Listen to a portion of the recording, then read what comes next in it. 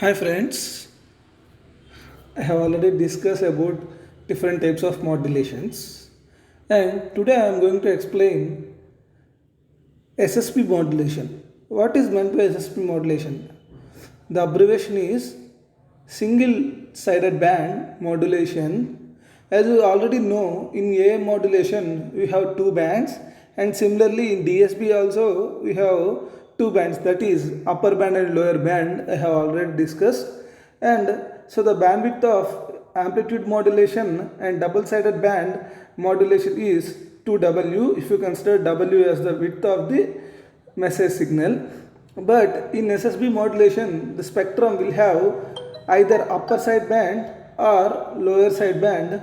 So the bandwidth is reduced to W, and also the power also reduced to half of the power used by DSP.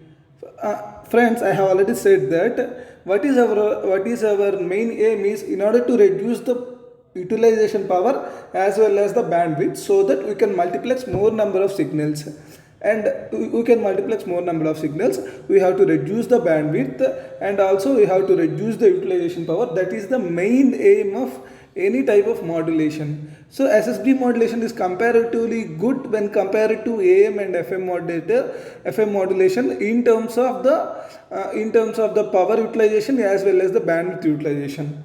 Now let us consider DSB modulation. As we know that S of t is equal to AC cos 2 pi of ct into m of t, where consider m of t as am cos 2 pi fm into t. So S of t is equal to AC cos 2 pi of ct into am cos 2 pi of ct.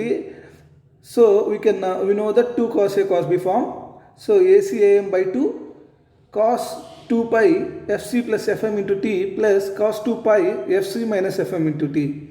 So in SSB, I have said that in SSB we have either upper side band or lower side band. Fc plus Fm is the upper side band plus cos 2 pi Fc minus Fm is the lower side band. In SSB, either we can have one upper side band or we have one lower side band. So S of t is equal to ACIM by 2 cos 2 pi Fc plus or minus Fm into t. You consider Fc plus or minus Fm. If it is plus, then it is upper side band. If it is minus, then it is lower side band. As you know, cos A plus B is equal to cos A cos B minus sin A sin B. So we can elaborate this. AC AM by 2 into cos 2 pi FCT cos 2 pi FM into T minus plus sin 2 pi FCT sin 2 pi FM into T.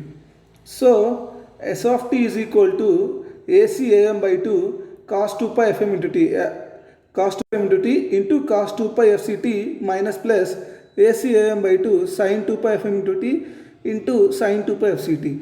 We know that am cos 2 pi fm into t is the m of t, which have already taken as a message signal, and similarly in this term am sin 2 pi fm t, that is we have 90-degree phase shift, so it is converted from cos to time, and this is nothing but you are considering it as m cap of t. M cap of t is nothing but Hilbert transform of m of t. What is nothing but Hilbert transform is? Hilbert transform is nothing but it will provide the same amplitude, but it will provide a phase shift of minus 90 degrees to the signal.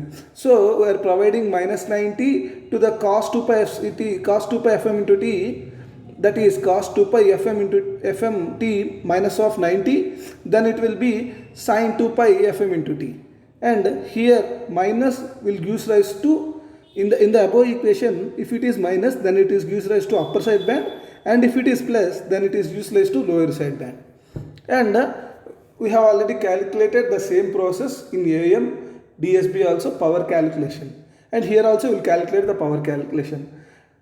P total power is equal to AC AM by 2 root 2 whole square for upper side band. I have already discussed in the previous lectures. See, if you have any doubts, see that videos.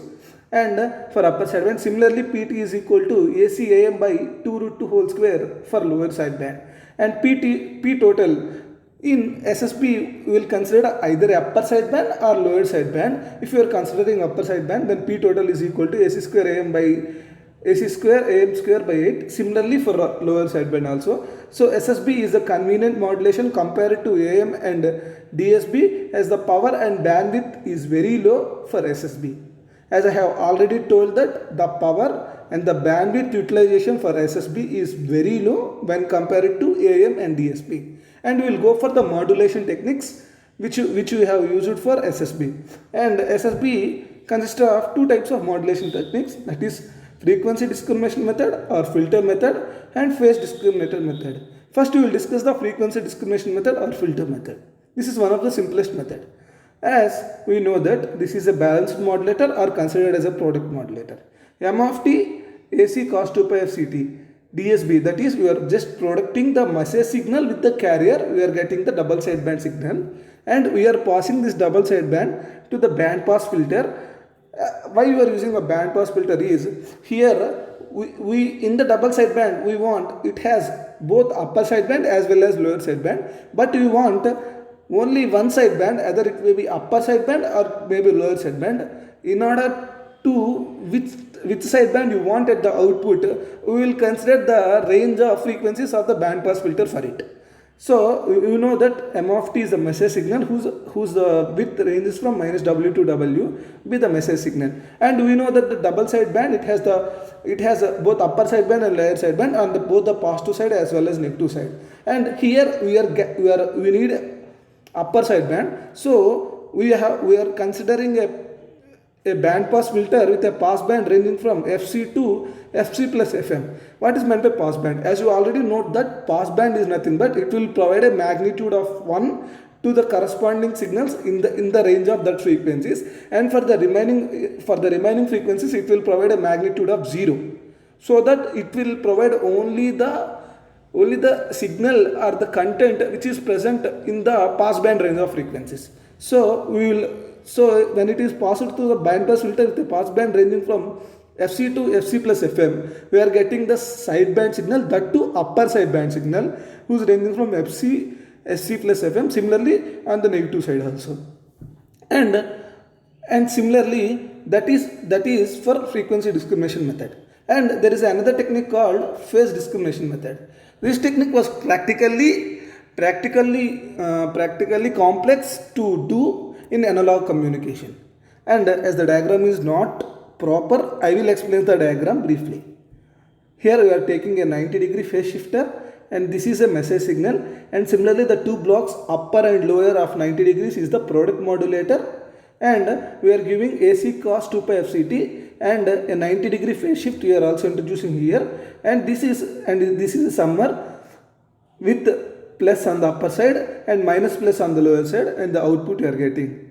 As you know that the output what you got is AC m of t cos 2 pi fct minus plus m cap of t AC sin 2 pi fct.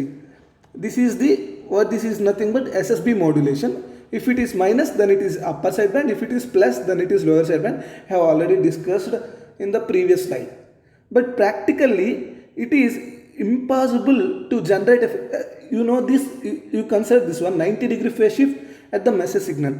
Practically it is impossible to generate a 90-degree phase shift of the message signal for all the frequencies. That is, we cannot able to generate a 90-degree phase shift, but so to generate the output, the phase discrimination method requires two product modulators, and it has two product modulators as I have already said in the block diagram, one Hilbert transform, as I have said that 90-degree phase shift to the message signal, which is nothing but one Hilbert transform. As I told that Hilbert transform operation is in order to provide a minus 90-degree phase shift to the message signal, which provide a shift for all the message components. And to design a Hilbert transform using digital implementation is easy. As I have told that in analog implementation we cannot able to design the Hilbert transform easily, so that we will go for the Hilbert transform in digital implementation. It is somewhat easy.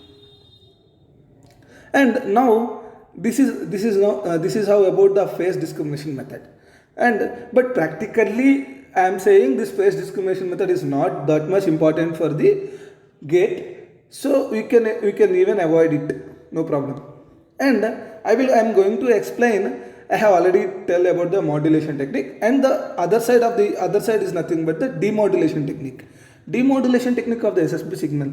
If you use the envelope detector, I have already said that envelope detector is must used only for the AM signal, and the remaining modulations envelope detector is not at all useful.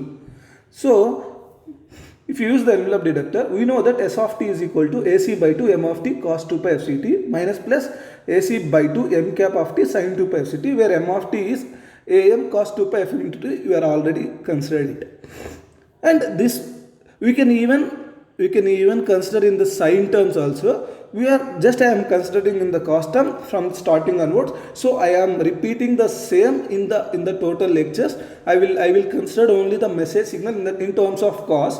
Even if you consider in terms of sine also, there is no problem at all. This equation is similar to, I have already said in the envelope detector, a cos 2 pi f c t plus b sin 2 pi f c t. It is given to the envelope detector. It is square root of ac square plus a square plus b square. So similarly, for this equation 1, the output is square root of AC by 2 m of t whole square plus AC by 2 m cap of t whole square. So after evaluating this term, we will get a constant term, but we doesn't require a constant term. We require a message signal which is varying. So envelope detector is not at all used as a demodulator.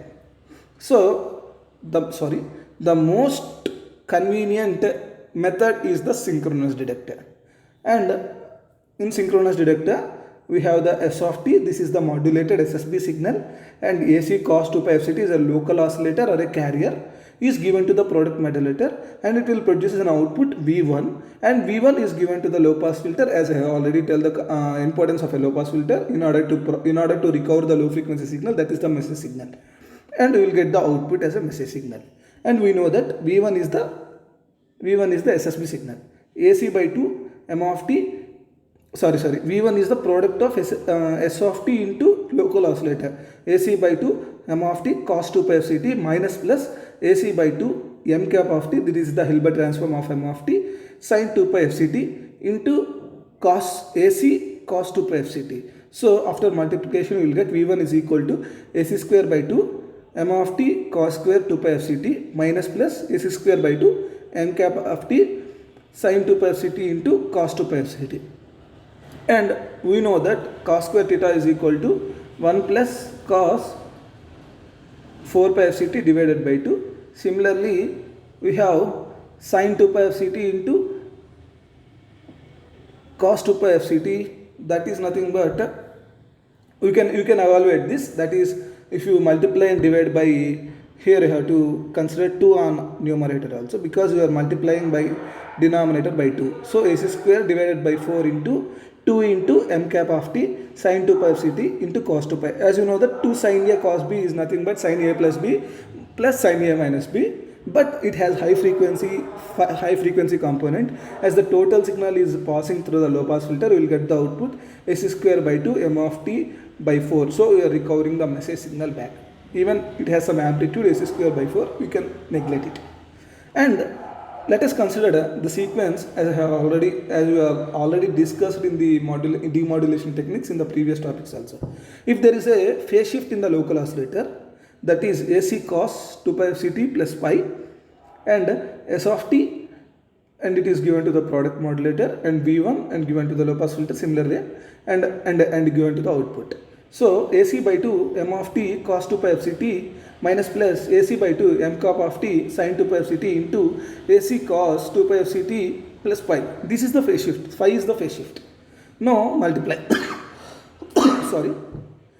AC square by 2 m of t cos 2 pi f c t into cos 2 pi f c t plus pi minus plus AC square by 2 here also. AC square by 2 m cap of t sin 2 pi f c t into cos 2 pi f c t plus pi. So we have AC square divided by 4, multiply and divide by 2 on both sides, m of t. This is nothing but 2 cos A cos B, that is cos A plus B plus cos A minus B. So we will get cos 4 pi f c t plus cos pi minus plus AC square, AC square by 4 m cap of t. This is 2 sin A cos B, sin A plus B plus sin A minus B. So we'll have, now this total component is passed through low pass filter, as this cos 4 pi fct is the high frequency component. Similarly, sin 4 pi fct is a high frequency component. So you can eliminate, and the output you got is AC square divided by 4 m of t cos pi minus plus AC square divided by 4 m cap of t sin pi. So we have both the message signal in 90 degree phase shift, that is m of t, and the 90 degree phase shift to the m of t.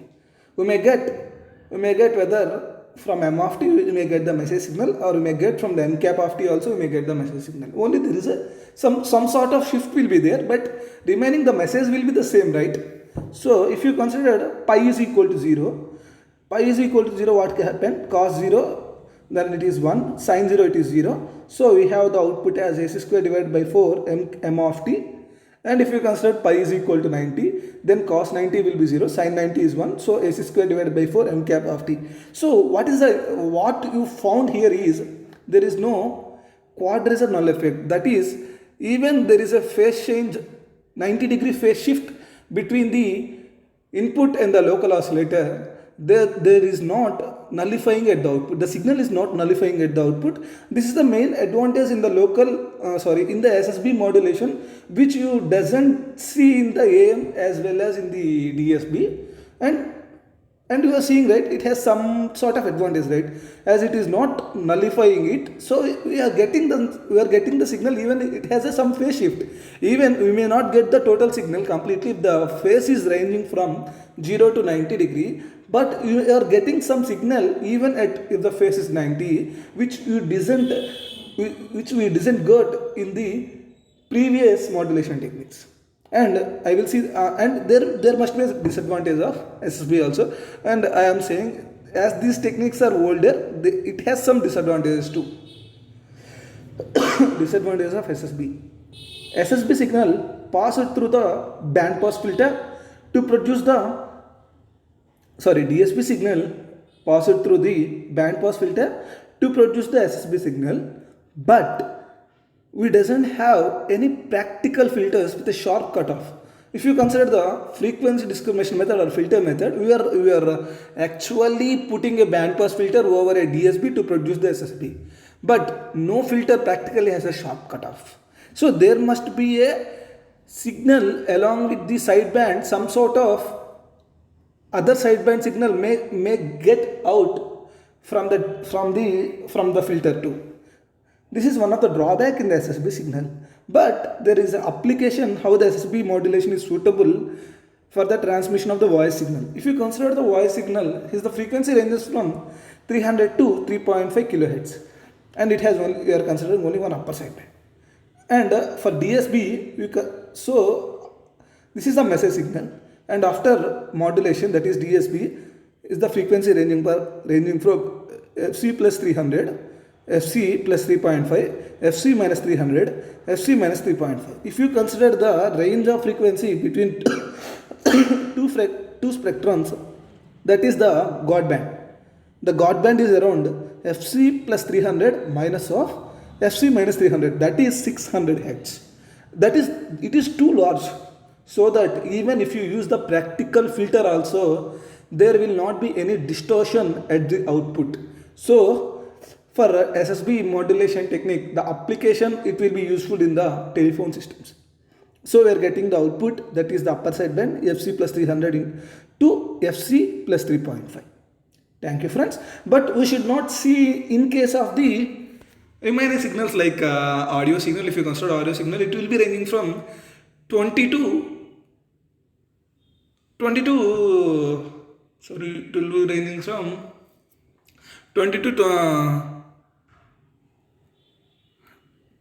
to 20 kilohertz.